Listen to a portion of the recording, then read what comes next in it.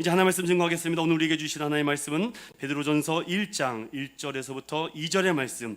이 계시의 말씀 읽을 때 다 자리에 일어나셔서 한 목소리로 합독하도록 하겠습니다. 시작. 예수 그리스도의 사도 베드로는 본도, 갈라디아, 갑바도기아, 아시아와 비두니아에 흩어진 나그네 곧 하나님 아버지의 미리 하심을 따라 성령이 거룩하게 하심으로 순종함과 예수 그리스도의 피 뿌림을 얻기 위하여 택하심을 받은 자들에게 편지하노니 은혜와 평강이 너희에게 더욱 많을지어다. 아멘.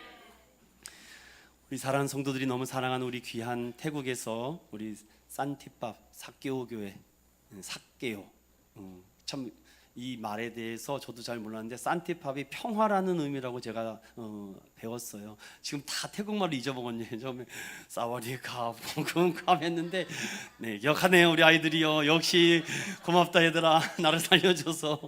오늘 또 귀한 우리 박정선 선교사님 모셔서 예수님을 아는 것이 무엇보다 가치 있는 것을 알기에 라는 제목으로 시간 괜찮습니다. 우리 성도들은 훈련이 돼 있어요.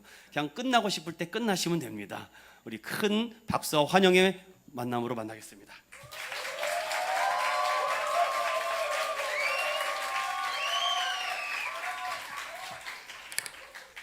사와디캅, 사와디캅. 예, 우리 좌우 앞뒤로 한번 인사하도록 하겠습니다. 제가 태국에서 왔으니까 또 우리 태국식으로 한번 인사하는 게 좋을 것 같아요. 태국에서는 이렇게 합장하고 고개를 살짝 숙이면서 남성분들은 사와디크랍이라고 이제 말씀을 해주시고 우리 여성분들은 사와디카라고 하시면 됩니다. 이것은 이제 안녕하세요라는 뜻입니다. 우리 좌우 앞뒤로 태국식으로 한번 인사하겠습니다. 사와디캅. 네, 먼저 이렇게 사랑이 넘치고 또 따뜻한 교회 이렇게 초청해 주셔서 우리 담임 목사님을 비롯해서 인천은행교회 모든 성도님들께 감사드립니다.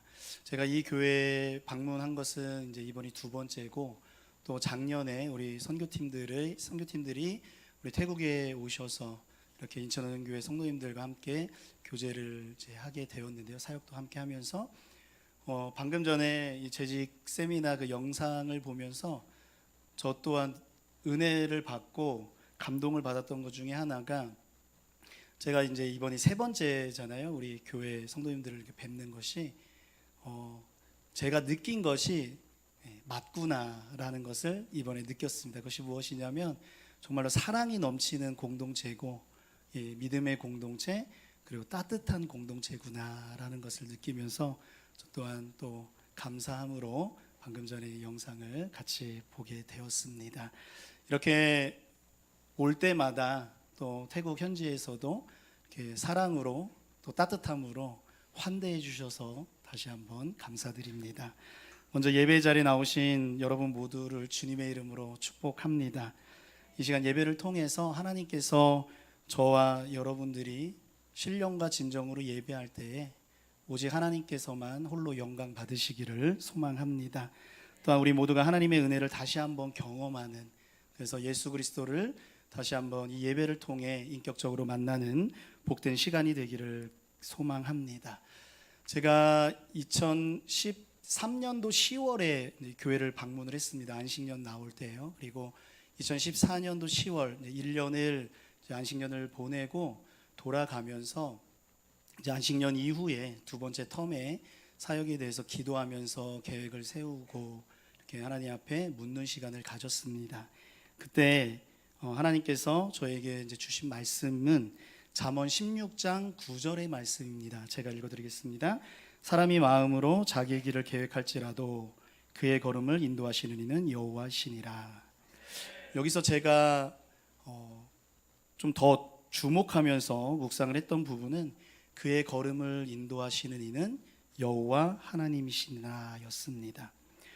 그런데 안식년을 복귀하고요. 안식년을 복귀하고 하나님께서 저에게 네 생각은 박선교사 네 생각은 내 생각은 하나님께서 내 생각은 박선교사 네 생각과 다르다라는 것을 들어가자마자 보여주셨습니다. 가장 큰 사건은 제가 선교 편지를 통해서도 그리고 작년에 우리 팀원들이 오셔서 함께 나눌 때에도 한번 이제 말씀을 드렸던 부분인데요. 우리 교회의 첫 세례자 그리고 첫 성도였던 때라는 성도님이 계셨어요. 근데 그때 성도님이 저희가 안식년을 복귀하자마자 주님의 부르심을 받고 천국에 입성한 사건이었습니다. 사실은 한 사람을 세우고 또 한 사람을 세워 나갔던 그러한 시간 중에서 이제는 이들을 더 견고하게 세워서 교회의 기둥으로 세우고 이들로 하여금 교회를 이끌어 나가게 이제 해야겠다라는 것이 두 번째 텀을 시작을 하면서 가장 큰 계획이자 가장 큰 목표였습니다. 그런데 하나님께서 천국으로 데려가셨어요. 상당히 혼란스러웠습니다. 한동안 힘든 시기를 보낸 것도 사실이었습니다. 저희뿐만이 아니라 우리 교회가 큰 슬픔에 빠졌었고 우리 교회 성도님들이 사실은 좀 혼란스러웠던 거죠. 그러나 우리 하나님은 신실한 하나님이시잖아요. 믿으십니까? 네. 기도하는 중에 신실하시고 또 선하신 우리 하나님께서 정말로 참 좋으신 우리 하나님께서 지금까지 산티팝 사케오 교회를 인도해 오셨던 것처럼 앞으로도 선하게 인도하실 것이라는 마음을 주신 이후부터는 마음을 다시 한번 다잡고 하루하루 믿음으로 또 사명으로 소명을 확인하면서 하루하루 살아냈습니다. 안식년 복귀 이후부터 지난 4월까지의 사역을 짧게 정리해서 말씀을 드리고 영상을 통해 선교의 현장을 보도록 하겠습니다. 먼저 영상을 먼저 보도록 하겠습니다.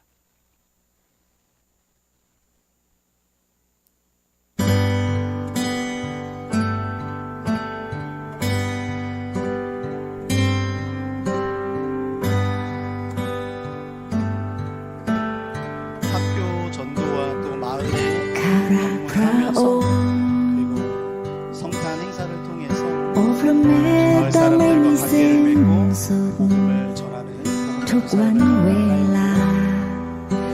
성도회 정립성할 때에 함께 예배하고 장례식에 참석을 했던 จนข้าลืมตัวลงนอนข้าจะรอถึงความดีของพระองค์ 아이들과 함께 그리스도의 사랑을 전하고 또 복음을 전하는 사역을 หมดทั้งชีวิตพระองค์ทรงซื่อสัตย์ 교회 자립을 위해서 카페 사역을 หมดทั้งชีวิตพระอง 이 ค์ทรง 부분에 대해서는 ดี 조금 이따 다시 한번 แส 설명드리겠습니다. นดีทุกลมหายใจที่ยังคงมีอยู่ข้าจะรอถึงความดีของ 겨울과 พระองค์ 여름 방학 기간을 통해서 เมื่อ 한국교회 ข้า 많은 ฟัง 교회들이 คำ 태국 사케오를 방문하면서 함께 พระองค์ทรงนำข้าให้พ้นภัยขึ้นไร้แสงไฟพระองค์ทรงเคียงกายของข้าพระองค์ทรงเป็นพระบิดาทรงเป็นสหายของข้าข้าได้อยู่ในพระเมตตาพระองค์หมดทั้งชีวิตพระองค์ทรงซื่อสัตย์ 저희 교회가 옆으로 หมด 이전했습니다. ทั้งชีวิตพระองค์ทรง 작년 ดี 10월에 แสนดี ทุกลมหายใจที่ยังคงมีอยู่ข้าจะรอถึงความดีของพระองค์ ความดีของพระองค์จะตามจะทรงติดตามเราไป 사마리탄 펄스라는 그 ความดี 전도 ของพระองค์จะตามจะทรงติดตามเราไปข้ายอมวางชีวิตให้เป็นตามพระทัยข้ามอบให้ทุกสิ่งความดีของพระองค์จะตามจะทรงติดตามเราไปความดีของพระองค์จะตามจะทรงติดตามเราไปความดีของพระองค์จะตามจะทรงติดตามเราไปข้ายอมวางชีวิต ทุกสิ่ง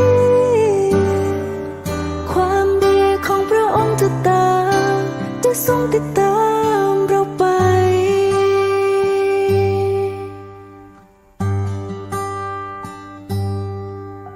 금년 1월부터 ทั้งชีวิตพระองค์ทรงซื่อสัตย์ 교사들과 함께 교회 인근의 마을로 หมด 들어가서 ทั้งชีวิตพระองค์ทรง 특별활동을 ดี 통해서 그리스도의 복음을 แสนดีทุกลมหายใจที่ยังคงมีอยู่ข้าจะรอถึงความดีของพระองค์ข้าจะรอถึงความดีของพระองค์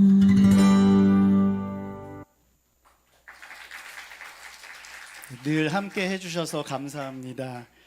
2024년도 안식년 이후에 저희는 복음 전도와 또 교육 그리고 교회 자립의 목표를 두고 사역을 해왔습니다. 첫 번째 복음 전도 사역인데요. 마을 방문과 학교 방문을 통해서 전도하면서 복음을 전했고 그리고 꾸준한 관계를 통해서 복음을 전하고 있습니다. 또한 안식년 복귀 이후에 많은 한국교회의 많은 팀들이 또 사케오를 기억해 주시고 태국을 사랑해 주셔서 함께 방문해 주셔가지고 함께 복음 사역을 진행을 했습니다. 또 특별히 차청사우라는 하나의 도가 있습니다. 저는 이제 산티팝이라는 그 교회 개척 팀 안에서 함께 사역을 감당을 하고 있는데 저희의 비전은 태국이 77개의 도가 있고요. 약 6,700만의 인구를 가진 큰 나라입니다.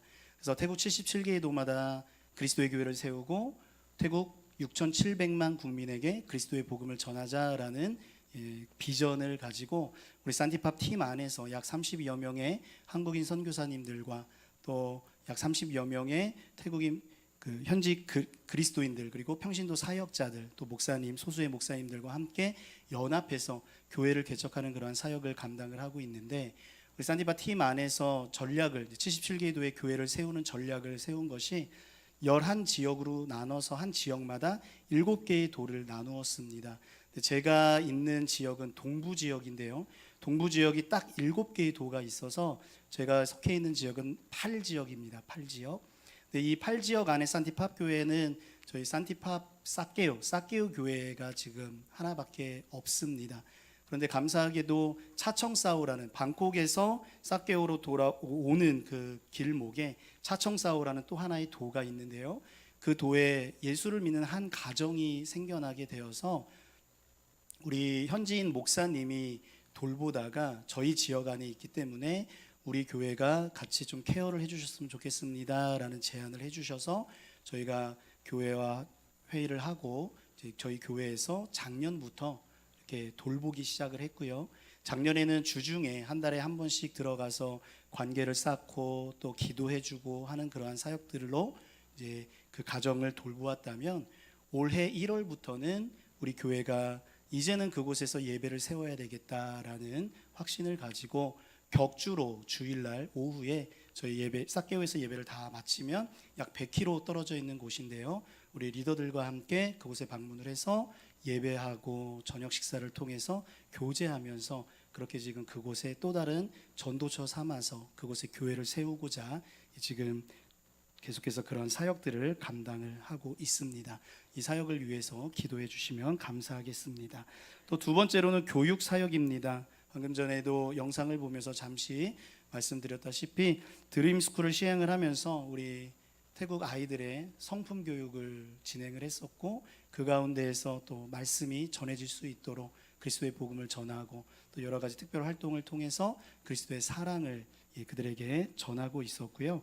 이 사역이 주일학교 토요 사역으로 전환되면서 이제 다음 세대를 위해 복음의 씨앗을 토요일마다 우리 교사들과 함께 인근의 마을로 들어가서 그들에게 복음을 전하고 또 그들의 부모님들과도 관계를 맺고 있습니다.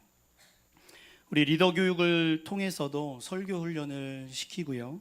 그리고 온 교회가 함께 성경을 한번 읽어보자라는 목표를 가지고 줌으로 매주 수요일마다 창세기부터 계속해서 읽고 있습니다.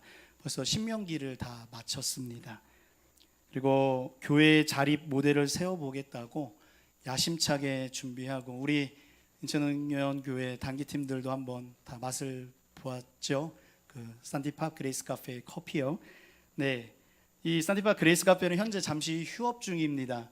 네, 제 아내는 폐업이라고 하는데 저는 다니는 곳곳마다 휴업이라고 이야기를 합니다. 여러 가지 이유로 도저히 운영이 불가하게 되어서 잠시 휴업을 했습니다. 약 8개월 동안 운영을 했습니다. 이 사역을 진행을 했는데 8개월 동안 운영을 하면서 태국인들의, 특별히 서민들의 삶을 깊숙이 들여다볼 수 있었던 계기가 되어서 참으로 감사한 시간이었습니다. 그리고 또 다른 통찰력을 얻은 것도 사실입니다.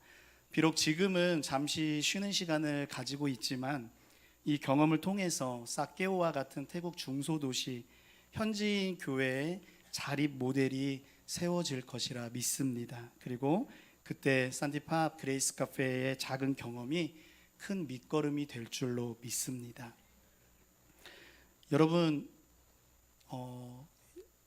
선교지에서 사역을 하는 선교사, 그리고 한국 교회에서, 고국에서 또 복음 사역을 하는 목회자분들, 그리고 현지인 그리스도인들, 그리고 정말 예수를 나의 구주로 삼고 하나님의 자녀요, 하나님의 백성이 돼서 있는 그곳에서 세상에서 흩어져서 살아가는 모든 그리스도인들, 그들이 왜 이렇게 세상에서 자꾸만 대적을 하고 세상에서 손가락질하는 그 진리를 지키면서 왜 몸부림치면서 살아갈까요?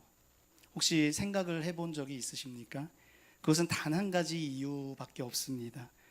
그것은 예수님을 아는 것이 무엇보다 가치 있는 것을 알기 때문에 우리가 어려운 상황에서도, 힘든 상황에서도, 어떠한 핍박과 박해의 상황에서도 우리는 몸부림치면서 예수 그리스도 한 분을 붙들고 진리를 붙들고 살아갈 수 있는 것입니다. 이렇게 예수님을 아는 것이 무엇보다 가치 있는 것을 알기에 두려움 없이 가다가 마지막까지 예수님의 가치를 증명하면서 살아갔던 사람들을 오늘 우리가 함께 읽었던 본문에서는 소개하고 있습니다. 그들이 누구입니까? 1절에 나와 있죠. 그들은 바로 흩어진 나그네였습니다. 저는 오늘 베드로전서의 수신자에게 주목해 보려고 합니다. 여러분, 이 편지의 수신자는 소아시아 지역에 흩어져 살고 있는 나그네였습니다. 베드로전서는요, 고난 가운데 있는 그리스도인들에게 산 소망을 심어주고 세상 속에서 어떻게 거룩의 정체성을 지키고 하나님의 백성으로서의 정체성을 지키면서 세상과 구별된 삶을 살아가야 하는지 말씀해주는 책입니다. 지금 베드로의 편지를 받았을 때 그 당시 처해 있는 상황을 짧게 설명을 드리자면, 유대 지역의 유대인들 사이에서 교회가 제일 먼저 시작되었다라는 이유만으로 로마 제국은요, 처음에는 교회를 유대교의 한 분파로 생각을 했습니다.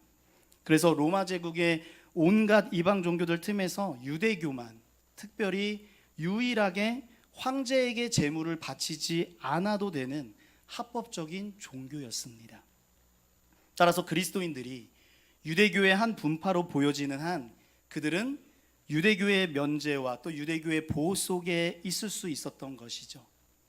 근데 회당이 그리스도인들을 쫓아내기 시작을 했어요. 그리고 기독교가 이방인들과 유대인들로 구성된 다른 정체성을 가지면서 그때부터 기독교는 법적인 보호를 잃고 결국에는 로마인들의 박해하는 대상이 되었던 것이죠. 이것이 소아시아에 살고 있는 그리스도인들이 베드로의 편지를 받았을 때 처해 있던 상황입니다. 먼저 여러분에게 묻습니다. 여러분, 나그네의 뜻이 무엇인가요? 사전적 정의는 다음과 같습니다. 자기 고향을 떠나서 다른 곳에 임시로 머물러 있거나 여행 중에 있는 사람이다라고 사전에서는 정의를 내립니다. 그러면 다시 한번 질문을 드린다면, 여러분은 나그네의 삶을 경험해 본 적이 있으신가요? 사실 지금 저와 여러분은 나그네의 신분입니다.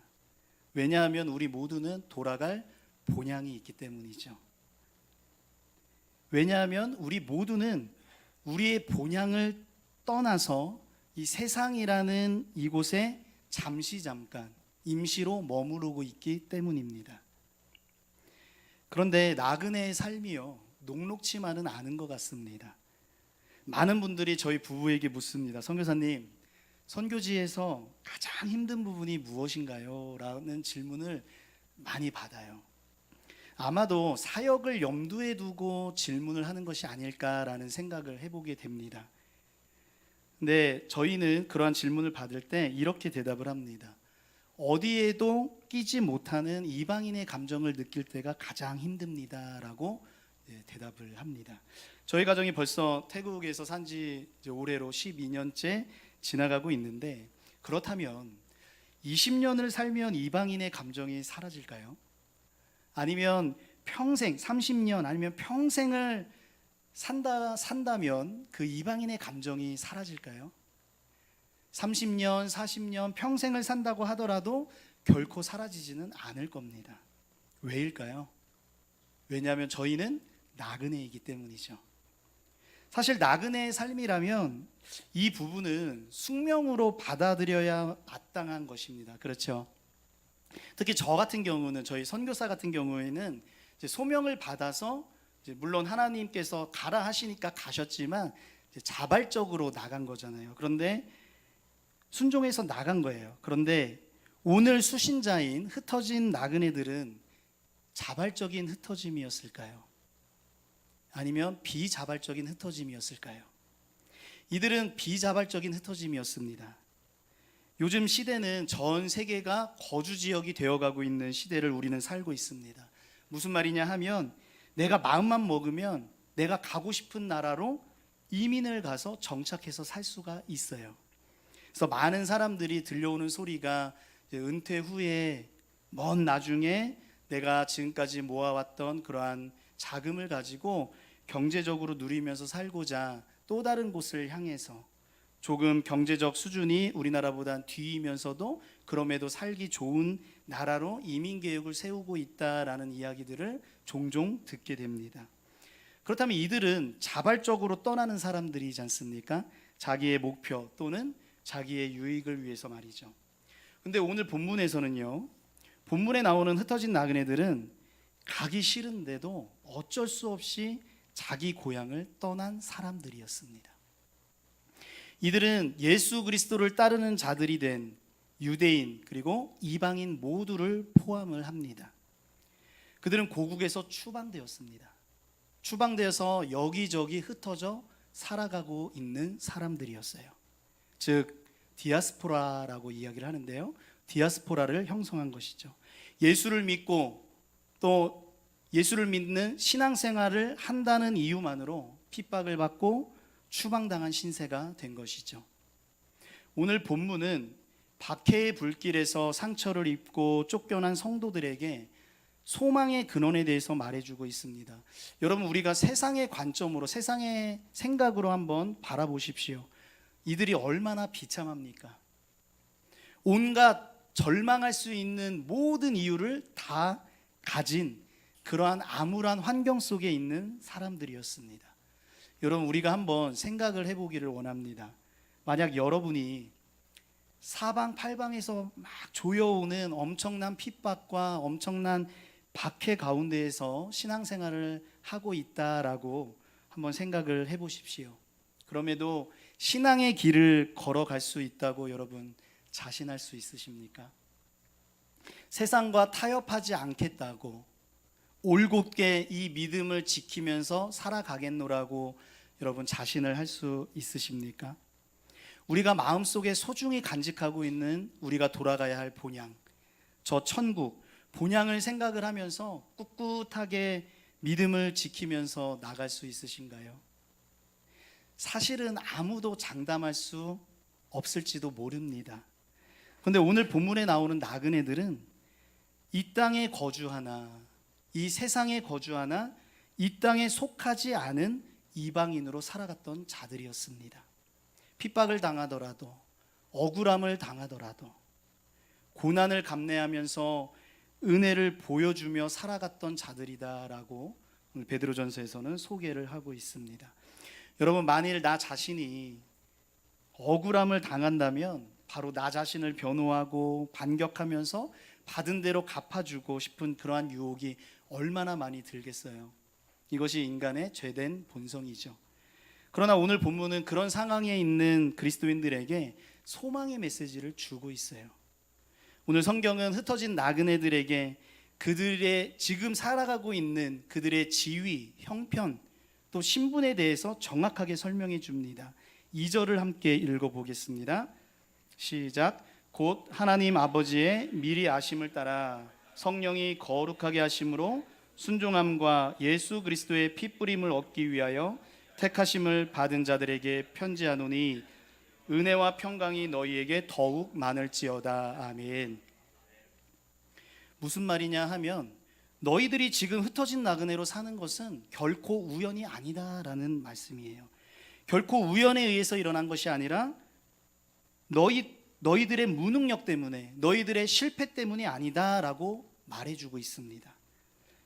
그렇다면 왜 너희들이 이렇게 흩어진 나그네로 살아가고 있느냐라는 것은 오늘 성경에서 말해주기를 이것은 성부 하나님께서 미리 아신 것을 따라서, 즉 하나님의 섭리에 따라서 성령께서 거룩하게 하시는 일, 그 성령의 일 안에서 순종하심, 그리고 성자 예수님께서 피 흘리시기 위해 택함을 받은 결과다라고 말씀을 해주고 있는 겁니다. 택하심을 받은 자들에게 편지하노니라고 정확하게 말을 하고 있어요. 너희들의 지위와 너희들의 신분은 사실은 나그네가 아니야 라고 이야기를 하는 거죠. 나그네가 아니라, 이방인이 아니라 하나님의 백성이라는 사실을 다시 한번 기억시켜주고 있습니다. 우리 옆 사람과 한번 축복하겠습니다. 당신은 하나님의 백성입니다. 살아계시고 신실하신 하나님께서 창세전부터 저와 여러분들을 택하셨다라는 거죠. 택하셔서 예수 그리스도의 보혈의 은혜를 입고 하나님께 순종할 수 있는, 그래서 하나님께서 이 땅 가운데 세운 교회를 함께 세워나가고 섬겨나갈 수 있는 사람으로 부르셨다는 거예요. 하나님께서 하나님의 백성들을 통해, 하나님의 자녀들을 통해 하나님의 구원의 역사를 펼쳐나가고 계시는데 너희들이 그렇게 쓰임받고 있다라고 말씀하고 있습니다. 여러분, 이것이 곧 믿음의 삶이요 나그네의 삶이다라고 성경에서는 말해줍니다. 여러분, 참된 그리스도인이라면, 진짜 그리스도인이라면 누구든지 예수 그리스도를 위한 어느 정도의 고난을 면할 수가 없습니다. 현재의 고난과 또 장차 올 그 영광을 바라보기 위해서 우리에게 필요한 것이 무엇일까요? 바로 소망이죠. 그럼 우리는 어떤 소망을 가지고 있습니까? 오늘 읽지는 않았지만 3절 이하에 베드로는 지금과 영원토록 우리의 확실한 소망이신 예수 그리스도를 선포하고 있습니다. 사도 베드로는요, 그리스도의 삶, 그리스도의 죽음, 그리스도의 부활, 승천에 대한 증인이었습니다. 베드로는 오늘 흩어진 나그네들에게 그들이 가진 소망에 대해서 말해주고 있는 거예요. 오늘 본문에 나오는 흩어진 나그네뿐만이 아니라 저와 여러분 모두에게 처해 있는 상황 가운데 소망을 가지십시오. 험난한 세상에서 거룩한 행실을 지켜 나가십시오. 그리스도인으로서의 정체성, 하나님의 자녀로서 하나님의 백성으로서의 정체성을 나타내면서 한 걸음 한 걸음 걸어 나가십시오라고 소망의 메시지를 전해주고 있습니다. 그러할 때에 우리는 하나님의 특별한 백성으로서 예수 그리스도 안에서 함께 자라가게 되는 것이죠. 그 가운데 우리 주 예수 그리스도께서 주시는 특별한 은혜가 있을 줄로 믿습니다. 특별한 평강이 우리의 생각과 우리의 마음을 매 순간마다, 너무나도 이 세상 가운데서 너무나도 많은 소리들이 들리죠. 잡다한 소리들이 들립니다. 그럼에도 불구하고 예수 그리스도께서 주시는 특별한 은혜, 특별한 평강이 우리의 생각과 우리의 마음과 우리의 행실을 지켜주실 줄로 믿습니다. 우리 사랑하는 성도 여러분, 어떤 상황 속에서도 우리에게 계속해서 한 걸음 한 걸음 전진할 수 있는 힘을 주시는 그분의 은혜를 매일 누리시기를 소망합니다. 그렇다면 그 은혜의 근원이 어디에 있을까요? 3절에서 말합니다. 부활하신 예수 그리스도께 있다라고 3절에서는 분명히 말을 하고 있어요. 부활하신 예수 그리스도가 우리의 소망이 근원이 되십니다. 예수 그리스도를 죽은 자 가운데서 부활하게 하심으로 말미암아 우리를 거듭나게 하사 산 소망이 있게 하신다. 예수 그리스도께서 부활하심으로 말미암아 우리에게 산 소망을 주신 것이죠. 그렇다면 그 산 소망이 무엇일까요, 여러분?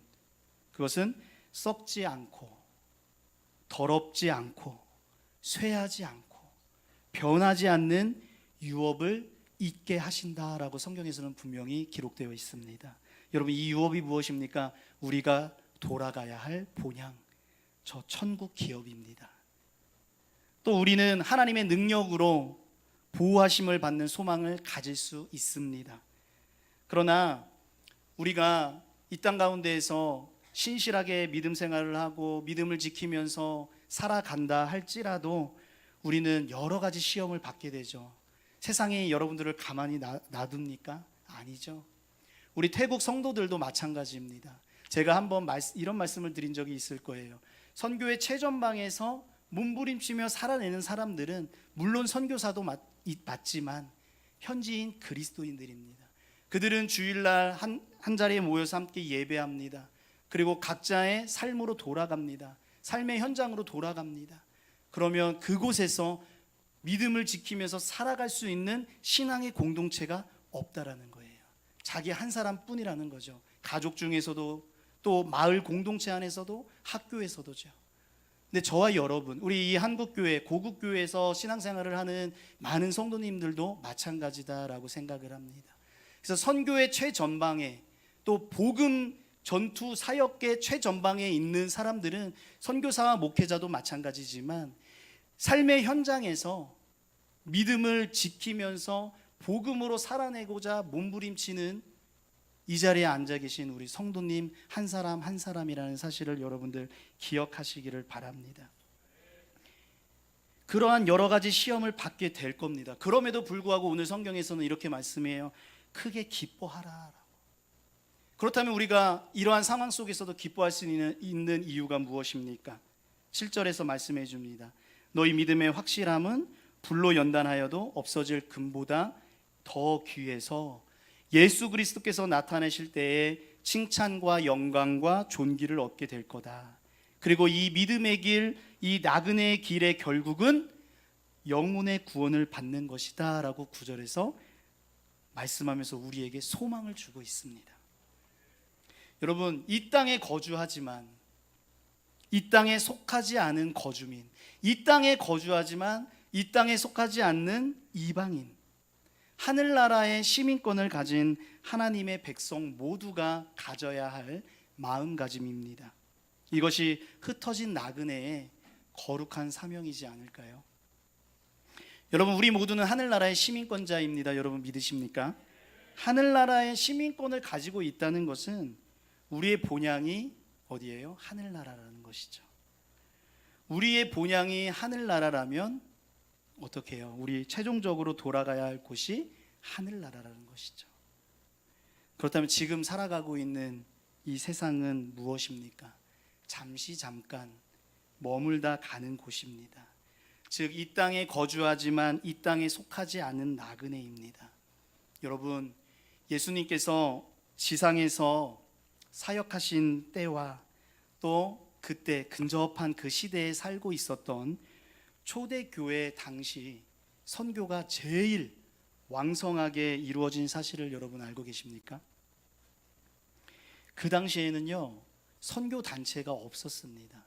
어떠한 선교 조직이라는 것도 없었습니다. 단체와 조직이 없으면 전략이 나올까요? 없죠. 선교 전략도 없었어요. 그런데 선교가 제일 왕성하게 이루어졌던 때였습니다. 초대교회 성도들은 자신들을 예수님의 그 선교를 지속하면서 새롭게 시작된 하나님 나라에서 살아가는 사람들로 스스로 여겼던 것이죠. 따라서 하나님 나라의 시민으로서 그들은 이 땅에 거주하지만 이 땅에 속하지 않는 거주민으로 스스로 여겼다라는 겁니다. 비록 그들은 자신들이 속해 있는 그 문화 안에서 살아가는 거주민들이었습니다. 자신들의 최우선적인 정체성은 하나님 나라의 주민으로 여겼던 겁니다. 따라서 그들은 자신들과 그 동시대를 살아가고 있는 사람들이 누리는 생활 방식, 즉 세상의 방식과는 아주 다른 방식으로 살아가야 하는 것을 기억을 하고 있었던 자들이었습니다. 여러분, 선교학자 중에 마이클 고인이라는 학자가 있습니다. 이 마이클 고인이라는 선교학자는 초대교회를 복음을 몸으로 살아내는 공동체다라고 설명을 합니다. 여러분, 복음을 몸으로 살아내는 공동체라는 말은 하나님의 백성으로서의 정체성을 지켜나갔다라는 의미이기도 하죠. 예수 그리스도의 복음을 받아들이는 것이 기독교가 가지고 있는 가치와 기독교가 가지고 있는 그러한 가치를 통해서 나타나는 행위와 기독교가 아닌 이방 종교인 이교도죠. 이교도가 소유하고 있는 가치와 행위 간의 차이를 만들어내고 있다는 거예요. 무엇이 차이를 만들어낸다고요? 복음이 그 차이를 만들어내고 있다는 겁니다. 따라서 복음을 받아들인 사람, 복음을 수용한 사람은 이 세상에 동화되어서는 안 된다라고 로마서 12장 2절에서는 말씀해 줍니다. 이것은 다름에 대한 강조를 하는 겁니다. 다르게, 구별되게를 강조하는 것이죠. 여러분이 살아가고 있는, 저와 여러분들이 살고 있는 이 세상 문화 속에, 제가 살고 있는 태국 문화라는 그 문화 속에서 우리는 늘 깨어서, 영적으로 깨어서 선지자적인 비판자의 위치에 서 있어야 된다라고 말씀해 주는 겁니다. 이러한 강조가 복음을 받아들인 사람들을 구별을 하는데, 이것이야말로 초대교회의 선교적 삶이 갖는 가장 두드러진 특징 중에 하나였습니다. 여러분, 초대교회가 처해 있던 그런 문화적 상황, 그 상황에 만연했던 우상숭배, 그 우상숭배의 비판적인 입장을 내보인다라는 것은 얼마나 사명감이 없다면 그러한 비판자적인 입장을 대놓고 드러낼 수가 없게 되겠죠. 근데 그렇게 할 수 있었다라는 것은 초대교회가 이교 종교들과 이방의 철학들, 또 황제 숭배, 그러한 행위 등을 표현되었던 당시에 그 문화를 통해서 나타났던 그 행위들에 반대했다라는 것을 명백하게 보여주는 것입니다.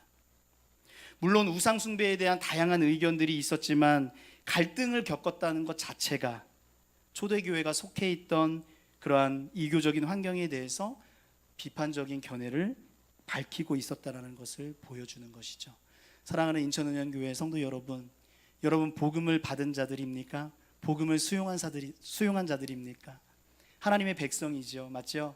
그렇다면 여러분들이 살아가고 있는 그 삶의 현장 속에서 우리 이 자리에 앉아있는, 함께 예배하는 우리 다음 세대의 우리 학생들, 여러분들이 돌아가서 월요일부터 금요일까지 생활하는 그 학교의 생활 속에서 여러분들이 이러한 갈등을 겪고 있습니까?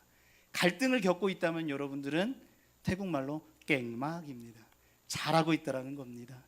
예, 오늘 재직 그 동영상 때 또 우리 목사님께서 말씀해 주실 때 지금 잘하고 계신다라는 그 말씀, 저는 그 영상이 저에게 하는 말은 아니었는데 저 또한 그 영상을 보면서 상당히 많은 위로를 받았습니다.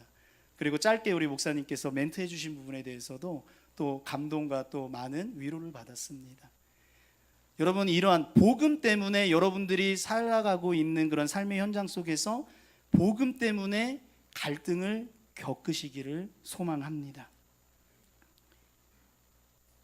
초대교회는 로마 제국의 박해 아래 정치적 권력이 없는 소수의 공동체였습니다. 그러나 바로 이 약함 속에서 소수의 공동체 안에서 선교는 강력하게 확장이 되었던 것이죠. 여러분, 이것이 복음이 주는 역설입니다. 세상은 이렇게 이야기를 합니다. 우리와 동화되어서 살아가면 인정해 줄게. 그 부류 안에 들어가지 못하면 실패하고 낙오한 것처럼 느껴서 그 부류 안에 들어가려고 자꾸만 어떤 자격을, 소위 말하는 스펙을 쌓으려고 노력을 합니다. 우리의 신앙생활도 마찬가지고요, 우리의 교회 생활도 마찬가지입니다. 내가 힘을 길러야 하고, 내가 자꾸만 무언가를 쌓아서 능력이 있어 보여야 하고, 그래야 내가 자격이 있는 사람 같이 보이죠. 그러면 하나님께서 잘했다라고 칭찬하실 것 같은 그러한 생각을 갖게 되죠.